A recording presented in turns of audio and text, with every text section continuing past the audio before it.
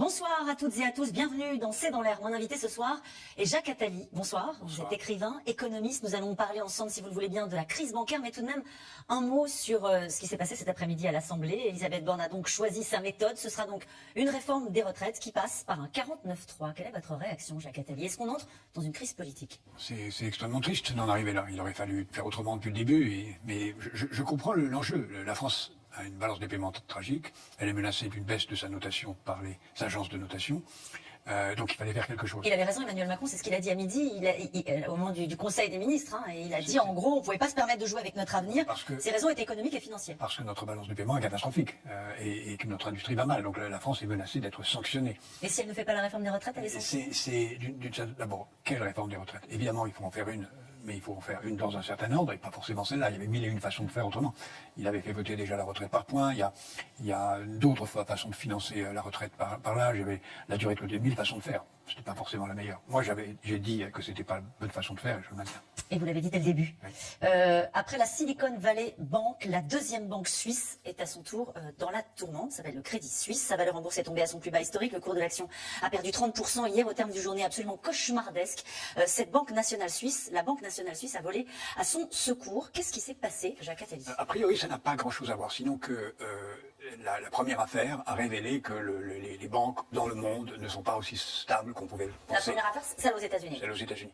Ça a révélé que les petites banques de province spécialisées sur un marché, là c'est sur les startups, qui avaient pris beaucoup d'argent aux startups mais qui n'avaient pas beaucoup d'actifs, étaient très menacées parce que les taux d'intérêt étant montés, ils ont moins d'argent qui vient vers eux, parce que l'argent gonfle, et d'autre part la valeur de leurs actifs qui étaient en banque du trésor a baissé. Donc il y a une panique et qui a touché cette banque qui n'était pas assez protégée. Le Crédit Suisse, c'est tout à fait autre chose. C'est une banque qui va très mal depuis de longues années. Il y a eu plein de scandales de corruption, d'argent blanchi ici ou là. Enfin, donc la banque allait très très mal. Elle a perdu sa valeur déjà depuis 3 ans.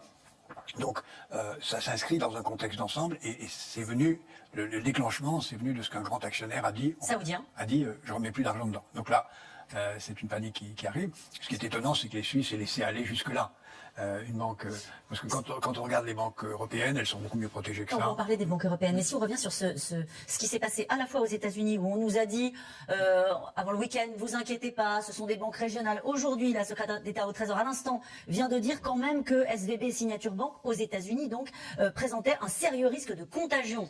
On a l'impression qu'il y a beaucoup d'énergie en ce moment de la part des responsables politiques pour nous dire dormez tranquille, le risque de contagion n'existe pas, y compris avec ce qui s'est passé avec le Crédit Suisse. Dans les systèmes financiers, il y a toujours un risque de contagion. Parce que quand les gens prennent peur, ils prennent peur et tout ça va. Supposer que tous les Français retirent leur argent des banques, il n'y a pas assez d'argent. Les banques françaises, par exemple, sont très bien protégées, 3 fois mieux protégées qu'en 2008, parce que le montant de réserve, comparé au montant de ce qu'elles doivent, est 15%. C'est beaucoup, c'est 3 fois plus qu'en 2008, mais c'est seulement 15%. Donc si plus que 15% retire, on est mal. Donc c'est ça le système, par définition la banque. Donc ça n'a pas de sens de dire qu'il n'y a pas de risque de contagion. Ce risque de contagion, de fait, il existe. La contagion, c'est la peur. C'est la perte de confiance. Un système financier, ça tient sur la confiance. On a confiance ultimement dans les États-Unis parce qu'ils ont une arme nucléaire, c'est ça qui tient le tout. Et on a confiance en Europe parce qu'on a une banque centrale qui fait le travail. Et encore, la banque centrale n'est pas appuyée sur un État et nous n'avons pas d'arme nucléaire. Donc nous sommes plus fragiles que les Américains. Est-ce qu'on n'est pas avec le Crédit Suisse? C'est pas n'importe quoi le Crédit Suisse. C'est une grosse banque suisse. Est-ce qu'on est dans le too big to fail, comme on le disait? Donc elle fait partie des 30 banques mondiales qui sont trop grosses pour qu'on les laisse aller au tapis, mais peut-être trop grosses aussi pour être sauvées. Est-ce que vous le pensez?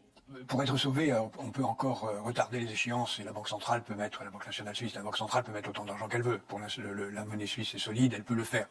Mais c'est une banque qui allait mal. Je signale que vous avez dit que son cours a baissé, mais son cours a remonté depuis. Oui, voilà. Je parlais de la journée cauchemardesque hier. Son cours a remonté. Donc le gouvernement suisse fera ce qu'il faut. Pourquoi je vous pose la question? Il y a un de vos confrères, Nouriel Roubini, célèbre économiste. Si vous voulez chercher des mauvaises nouvelles, vous allez chercher Nouriel. Bon, en tout cas, il en donne des mauvaises nouvelles. Il dit qu'on est potentiellement dans un moment Lehman, comme Lehman Brothers. On ne sait même pas quelles sont leurs diverses pertes non réalisées sur les titres et les autres actifs. Oui, c'est clair. C'est une banque qui va mal, qui a été très mal gérée. Je vous le disais tout à l'heure, il y a eu des trafics et des corruptions et des affaires d'espionnage. C'est très compliqué. Et maintenant, on va regarder à l'intérieur beaucoup mieux qu'on l'a fait. Mais c'est pas une banque du système européen, c'est une banque extérieure. La Suisse ne fait pas partie du système européen. Donc, en principe, on n'est pas concerné. Mais en principe, dites-vous, parce qu'on a entendu la première ministre qui a tenu à rassurer aussi sans doute peut-être les épargnants français, qui a expliqué que le ministre Bruno Le Maire allait prendre contact avec son homologue suisse. Et elle a voulu envoyé un message très rassurant sur les banques françaises. Je voudrais qu'on l'écoute. Je vous confirme, comme le ministre des Finances l'a rappelé hier, que les banques françaises ne sont exposées à aucun risque à la suite de la faillite de la SVB. Elles respectent des exigences de fonds propres et de liquidité parmi les plus fortes au monde. Elles sont soumises à une supervision européenne. Elles ont des activités diversifiées. Jusque-là, oui. Oui, c'est tout à fait vrai. Ce qu'on peut reprocher à ces banques américaines, c'est qu'elles étaient sur un tout petit marché très spécialisé, donc pas diversifié.